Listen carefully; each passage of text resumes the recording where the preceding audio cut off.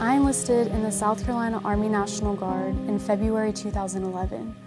Originally, when I enlisted, I was military police. It led me to basic training, and then I came back from basic training a couple months later. I was offered a position full-time working with the recruiters in the Charleston area. I did that for a year, and then I left that to deploy with the 132nd Military Police Company. My passion for photography started when I was in high school. A friend of mine at the time, his dad was a combat photographer stationed at the Charleston Air Force Base, and there's not one word that could describe his photographs. And I was just amazed. It wasn't just like a photo, it was a way of expressing yourself. At that moment, I realized that I wanted photography to be more than just a hobby. I wanted to do it as a career. So the next year, when I was a sophomore, I started taking classes in high school, and I've been involved in photography ever since. How I got into public affairs was one annual training. We were down in Fort Stewart, and I asked my commander if I could bring my camera with me just so that I could practice for school, and he said absolutely, because then in return they were able to use those photos for their briefings and stuff like that. So it was kind of a dual purpose. I was getting practice,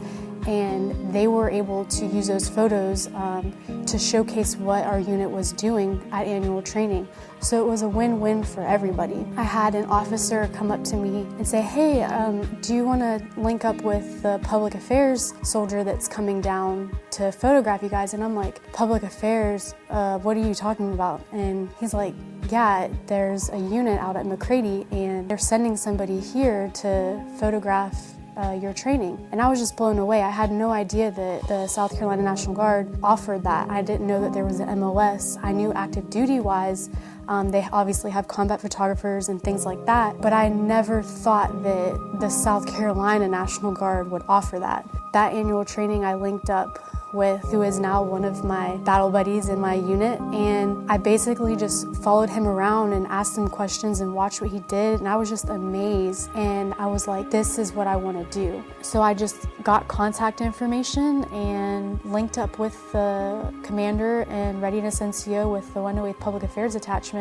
and that led me to where I am now. At that time, I told him that I would be very interested if at any possible time there was full-time positions available. And not even a couple weeks later, after I sat down and talked with them, I got a text saying, hey, we have a full-time position opening, someone's deploying, would you like to fill that spot? And I didn't hesitate, I said absolutely. I was already in the process in my civilian career to start looking for something different because I was doing something I didn't enjoy, and so this job opportunity basically just fell on my lap at the perfect moment. It just all fell into place from there. So I started as a technician, and then a couple months later I officially transferred over to the 108th Public Affairs Attachment, and I didn't really know what I was getting myself into. I just kind of did what I was told, asked questions, watched people, did some research, and just really practicing. It took about a year to get to school so that I could get MOS qualified.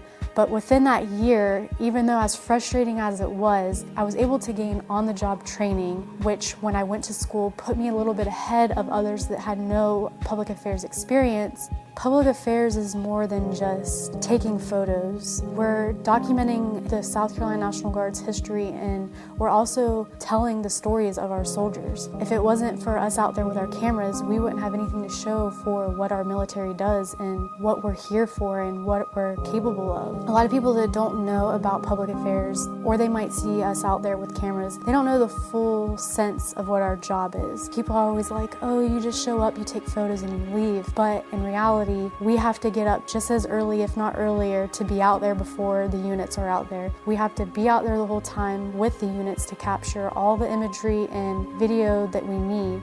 And then when the units are packing up and heading out, we're going back to the rear and we're processing. Processing could take a couple hours, and it can take up to a couple days, depends on what the overall product is. Public affairs in the military is kind of the best kept secret. I get to experience a lot of things that other people don't know as a traditional N-based soldier. So when I was an MP, I would go to drill and just do whatever training we did as MPs. I had no idea that we had a bridging company. I knew we had engineers, but I didn't didn't know the extent of all the different types of engineers we have. But I mean, I didn't get to experience everything, so like I've got to experience a lot. I've got to fly in helicopters, I've got to ride in tanks, I've got to shoot all kinds of different weapon systems, and I wouldn't have been able to experience that if I wasn't in this career field. I don't come from a military family, so my family was very supportive whenever I told them that I wanted to join, but it was definitely a big learning curve for us. Just like myself, they had no idea what I was really getting myself into and where this job would take me.